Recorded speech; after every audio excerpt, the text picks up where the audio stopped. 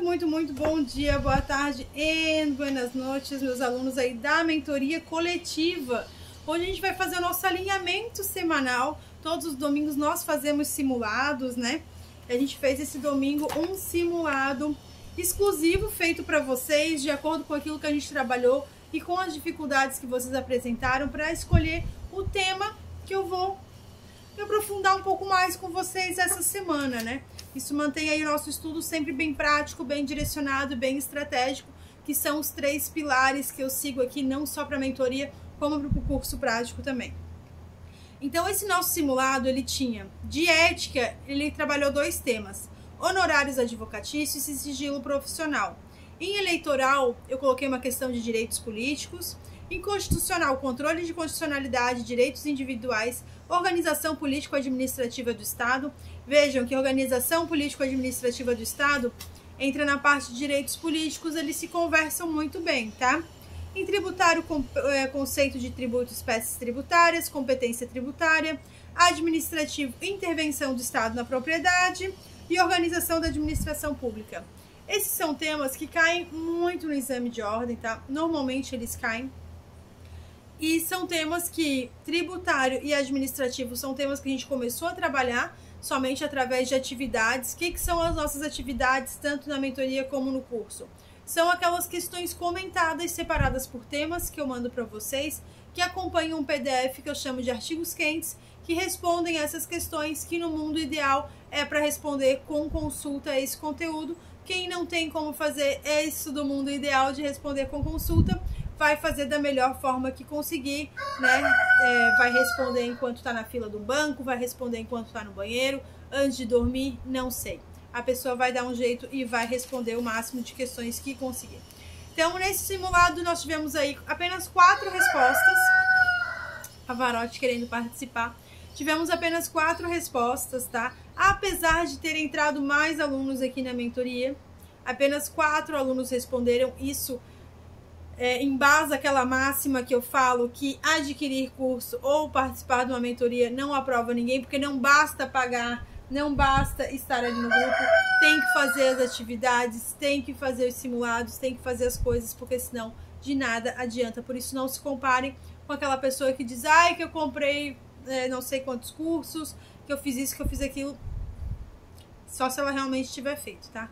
Então aqui, ó, 4 pessoas responderam e as 4 acabaram entrando no pódio, tá? Em primeiro lugar, a gente teve a Solange, que deu um salto aí, tá? Acertou 16 questões. Em segundo lugar, o José, acertando 13 questões. E em terceiro lugar, nós temos a Tânia e a Daniele, que tiveram um resultado bem parecido, ambas, tá? Não só por terem acertado 9 questões, mas porque elas erraram. As questões que elas erraram foi tudo muito parecido, tá? Então aqui eu vou fazer um apanhadão. A questão ali de ética, de honorários advocatícios, 2 pessoas erraram, que foi a Tânia e a Solange. A Dani e o José não erraram nenhuma questão de ética, tá? Parabéns para todos. Eu quero falar um pouco sobre essa questão, que eu tô nessa de revisão de ética, e a gente vai revisar essa questão aqui junto com vocês, tá? Vamos dar uma olhada nessa questão de honorários advocatícios.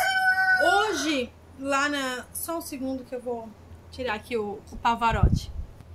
Já falei pra vocês que ele pensa que ele é um cachorro e ele quer ficar perto de mim o tempo todo. Hoje lá no Instagram eu fiz uma live falando sobre honorários advocatícios, tá? Essa primeira questão, vamos ler aqui a questão junto com vocês, vamos revisar essa questão, tá? Porque a ética tem que estar sempre bem entendido, e a ética é algo que é constante. Sempre que eu fizer simulados exclusivos aqui pra vocês, teremos questões de ética ali junto, tá? Ai, o que eu fiz? Ai, meu Deus. Peraí que eu já vou encontrar aqui a questão. Ah, tá aqui, ó. A primeira questão é de 2023, tá? Do 37º exame de ordem. A advogada Celine celebrou com a cliente Camila um contrato de prestação de serviços advocatícios. Na cláusula X, foi disposto que a extensão do patrocínio é limitada ao 1º grau de jurisdição. Na cláusula W, foi disposto o valor diverso de honorários contratuais para a hipótese de a causa encerrar-se por acordo. Isso aqui pode parecer que não, mas é algo absurdamente comum, tá? Quando vocês forem olhar os contratos de honorários advocatícios padrão, assim, até já aconselho vocês a já deixarem de vocês pronto, tá? Não só como forma para estimular, mas para sair da prova depois, já deixem procuração, já deixem essas coisas prontinhas, para depois ficar muito mais fácil a vida de vocês quando começar a trabalhar. Isso aqui é muito comum de acontecer. A gente faz um contrato de honorários, normalmente limitado ao primeiro grau de jurisdição. Depois, se quiser que continue, vira outro contrato, são outros honorários, tá? E valor diverso para caso encerrasse em acordo é muito comum também. Eu, pessoalmente, não... Depende muito do caso, tá? Porque às vezes um acordo dá tanto trabalho quanto um processo. Então, nem sempre eu coloco essa cláusula, falando pessoalmente. Mas sim, é permitido vocês poderem malear o contrato dessa forma, tá? Vocês podem estipular valores diversos, caso vocês tenham que dar andamento na demanda ou caso se encerre em acordo. Muita gente faz isso, principalmente no começo da carreira, naqueles contratos de alimentos, tá?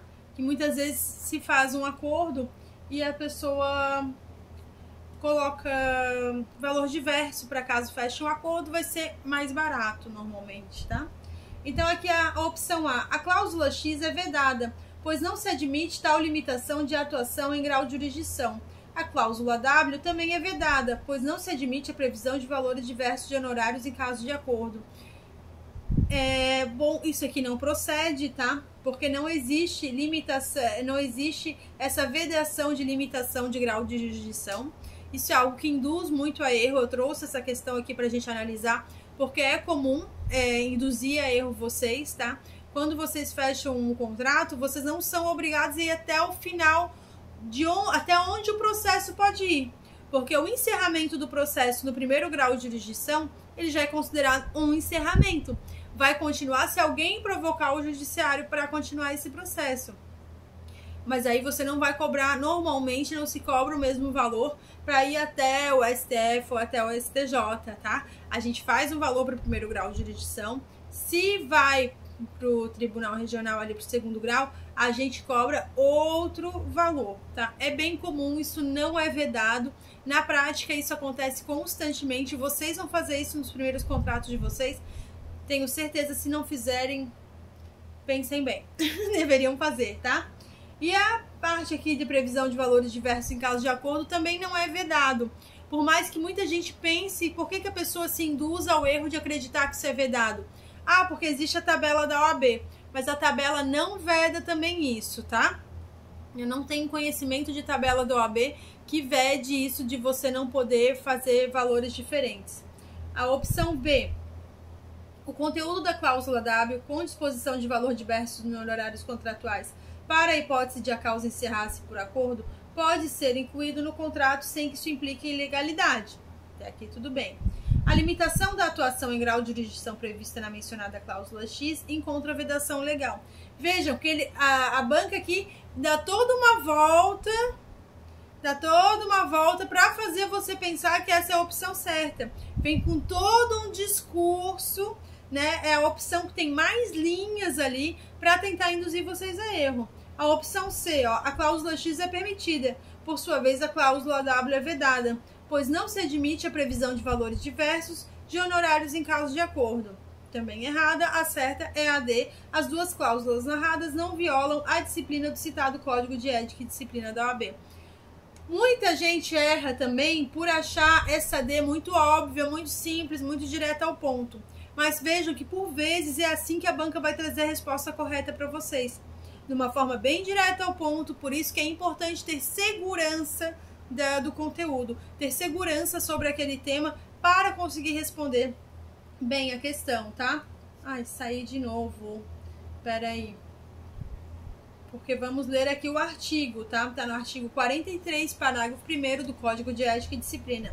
O contrato de prestação de serviços de advocacia não exige forma especial, devendo estabelecer, porém, com clareza e precisão o seu objeto, os honorários ajustados, a forma de pagamento, a extensão do patrocínio, esclarecendo se esse abrangerá todos os atos do processo ou limitar-se-á ao primeiro grau de jurisdição, além de dispor sobre a hipótese de a causa encerrar-se mediante transação ou acordo. Então, vejam, o artigo aqui, ele traz tudo que é obrigatório, tudo que realmente deve estar no contrato. Então, é importante que no contrato tenha que estar bem claro e bem preciso o objeto do contrato, um parágrafo, né, do contrato ali que trata do objeto, é uma cláusula que diz o objeto desse contrato é a defesa numa ação de alimentos, de divórcio, de uso capião, tá? O seu objeto, os honorários ajustados, de que forma, quanto que vai me pagar de honorários por essa atuação nesse objeto aqui, de que forma isso vai ser pago, em que conta isso vai ser depositado, vai ser entregue em mãos. Isso tem que estar bem explícito ali, tá? A forma de pagamento, a extensão do patrocínio e, aqui ó, esclarecendo se este abrangerá todos os atos do processo ou limitar-se ao primeiro grau de jurisdição. Já traz esse limitar-se ao primeiro grau de jurisdição porque é o mais comum de acontecer, tá? Dificilmente vocês vão pegar um processo que já está no segundo grau, claro que vão pegar, mas inicialmente o mais provável é que vocês peguem processo no começo, e é muito comum colocar esse primeiro grau de jurisdição porque já é bastante trabalho e nem sempre vai passar para o segundo, então não tem porquê já fazer um contrato que vai abranger o segundo grau, tá? Além de dispor sobre a hipótese de causa encerrar-se mediante transação ou acordo, tá? Porque é bem comum também que possa acontecer um acordo. Tem casos que não tem como ter acordo, tipo, se for uma ação de uso capião, não vai ter como ter acordo. Porque vai ter acordo com quem? Né? Não tem com quem ter acordo. Então esse é um caso que não cabe esse artigo aqui. Mas quis trazer aqui para vocês, pra gente revisar isso daí, tá? A única pessoa que não errou nenhuma questão ali de controle de constitucionalidade foi a Tânia, a Solange, aliás. Parabéns, Solange, tá? Eram questões bem difíceis, bem complicadas. E controle de constitucionalidade a gente vai trabalhar amanhã. Eu vou trazer aquele quiz para vocês, vou trazer o resumo, vou trazer videoaula e atividade depois. A gente vai trabalhar bastante controle de constitucionalidade essa semana, tá? Porque como a prova tá nessa coisa aí de ser totalmente interdisciplinar, é muito importante a gente trabalhar controle de constitucionalidade, porque ele bate em vários outros temas. Um outro tema que a galera aqui, a maior parte, apresentou dificuldade foi a intervenção do Estado na propriedade, na parte de direito administrativo, que conversa muito com o constitucional também, né? São dois temas que conversam muito. Controle de constitucionalidade, não controle de constitucionalidade em si, né? Mas constitucional, a parte de controle até um pouco também. E intervenção do Estado na propriedade conversam muito. Muito, muito, muito. Então, provavelmente, depois de a gente trabalhar controle de constitucionalidade, a gente vai trabalhar aqui a intervenção do Estado na propriedade, tá? A parte de competência tributária, eu também acho que tem que ser melhor trabalhada, tá bem? Esses são os temas que a gente tem que trabalhar um pouco mais. Agora eu vou buscar aqui, que eu mandei um quiz para vocês. Faltou a gente conversar aqui sobre as últimas questões de... Onde é que foi parar? Gente, de ética que eu mandei no grupo. Deixa eu ver se eu acho aqui pra gente conversar já nesse vídeo, tá?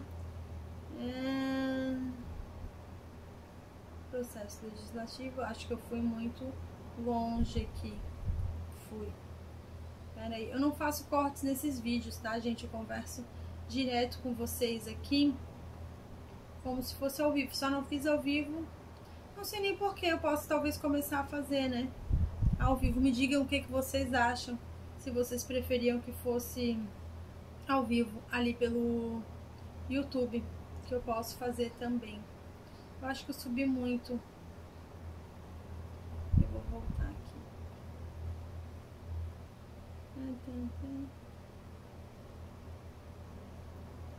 Bom, acho que são essas as últimas que eu não respondi. Deixa eu ver.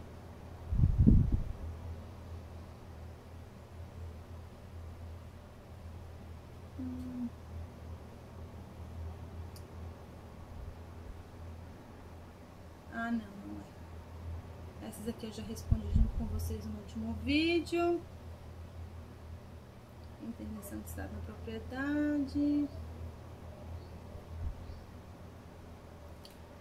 Aqui, eu acho que são essas. Prescrevem, daí a gente vai conversar. Agora eu vou pegar o resumo, depois a gente vai conversar sobre essas questões aqui. Só vou relembrar quais são as questões, tá? Prescrevem 10 anos a ação de prestação de contas pelas quantias recebidas pelo advogado de seu cliente ou de terceiros por conta dele. Na verdade, não são 10 anos, tá, gente? São 5 anos.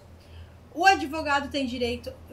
O advogado tem direito de receber os honorários de sucumbência, mesmo quando atuar em causa própria. Sim, os honorários de sucumbência, por serem vistos como de natureza alimentar, ele sempre vai receber. Isso é aquele óbvio que precisa ser dito, porque a questão normalmente traz induzindo a erro ali o aluno a achar que por em causa própria não vai precisar receber a sucumbência, tá? A banca joga muito com isso.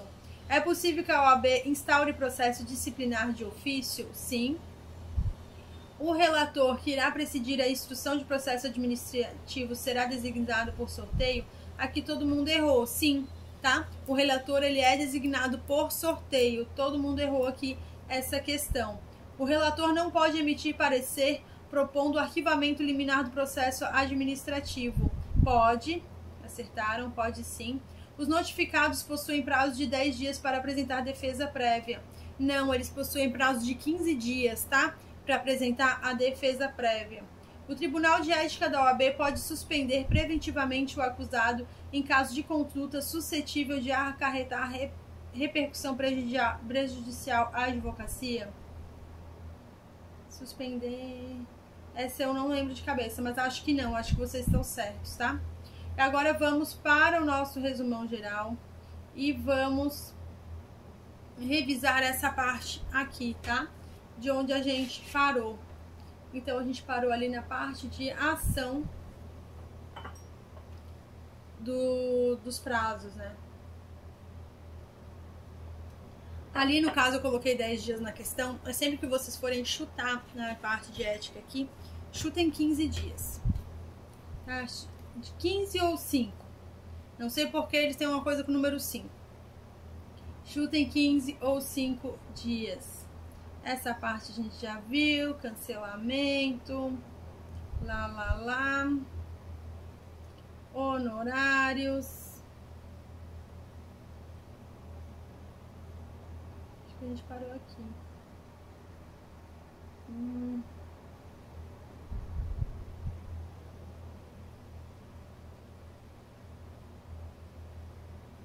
Bom, vamos aqui começar pela parte do processo disciplinar no Código de Ética da OAB, tá? O processo disciplinar instaura-se de ofício, aí já respondendo uma questão, né? Ou mediante representação do interessado. A instauração de ofício será dada em função do conhecimento do fato, quando obtido por meio de fonte idônea ou em virtude de comunicação da autoridade competente. Então, sim, é permitido de ofício e é bem comum que seja de ofício, tá? Por quê? Ó, quando obtido por fonte idônea, com comunicação da autoridade competente, vulgo fofoca. A pessoa vai lá e fala, né? Não quer fazer uma representação formal, vai lá e fala, conversa, e aí é instaurado de ofício, tá? Lembrando que não se considera fonte idônea a que constituírem denúncia anônima, tá? Isso é um pontinho interessante. Após recebida a representação, o presidente do Conselho Seccional ou da subseção, quando este dispuser de conselho, designa relator por sorteio, um dos seus integrantes para presidir a instauração processual. É por sorteio para não ficar aquela coisa, né, que todo mundo se conhece dentro da OAB, tá? Depois vocês vão ver que as pessoas todas se conhecem, então é bom que seja um sorteio, para não ficar, eu vou botar tal relator para o processo de tal pessoa, né? Ficaria um pouco complicado. Então, pode parecer estranho, e isso é digno de pegadinha de prova, mas é por sorteio que é escolhido o relator aqui, tá bem? Os atos de instrução processual podem ser delegados ao Tribunal de Ética e Disciplina, conforme dispuser o regimento interno do Conselho Seccional, caso em que caberá ao seu presidente, por sorteio, designar relator. O relator, atendendo aos critérios de admissibilidade, né, vai fazer a admissibilidade ali do processo, como é feito no juizado normal, né, no procedimento comum. Tem também os critérios de admissibilidade, aqui também tem, tá? E aí ele vai ver se aquele processo tem ali os pré-requisitos para ter andamento. Depois disso ele vai emitir um parecer propondo a instauração de processo disciplinar ou propondo o arquivamento liminar, se ele considerar que aquilo não tem por que prosperar, não tem por que ir adiante.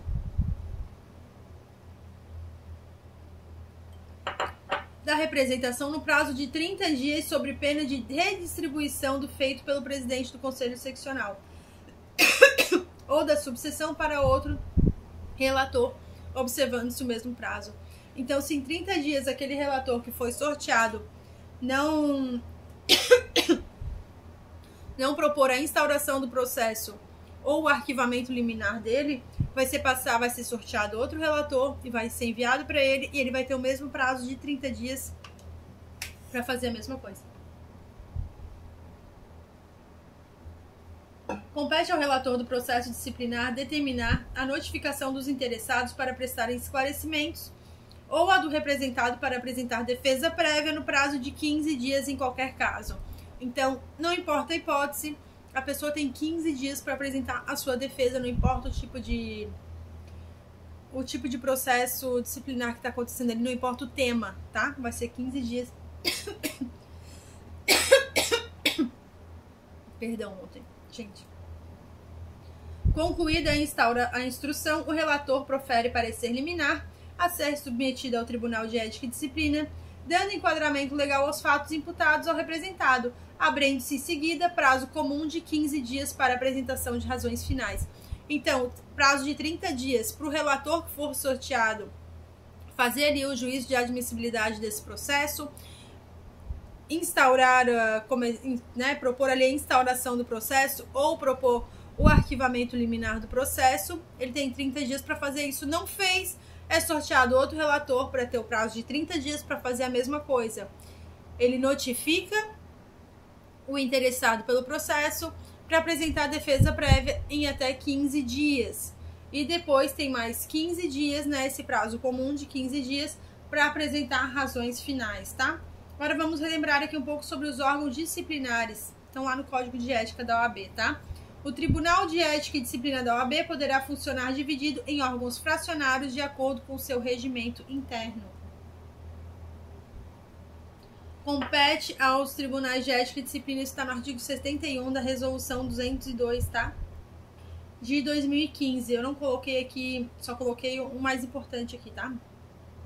Julgar em primeiro grau os processos éticos disciplinares, responder consultas formuladas em tese sobre matéria ético-disciplinar, exercer as competências que lhe sejam conferidas pelo regimento interno da seccional ou por este código para instauração, instrução e julgamento dos processos ético-disciplinares, suspender, aqui ó, a questão caiu lá que eu não lembrava, mas sim, ó, compete ao Tribunal de Ética e Disciplina suspender preventivamente o acusado em caso de conduta suscetível de acarretar repercussão prejudicial à advocacia nos termos do Estatuto da Advocacia e da Ordem dos Advogados do Brasil. Organizar, promover e ministrar cursos, palestras, seminários e outros eventos da mesma natureza acerca da ética profissional do advogado, ou estabelecer parcerias com as escolas de advocacia com o mesmo objetivo. Atuar como órgão mediador ou conciliador nas questões que envolvam dúvidas e pendências entre advogados, partilha de honorários contratados em conjunto ou decorrentes de subestabelecimento, bem como os que resultem de sucumbência nas mesmas hipóteses. Controvérsias surgidas quando da dissolução da sociedade de advogados. Então, isso é o principal.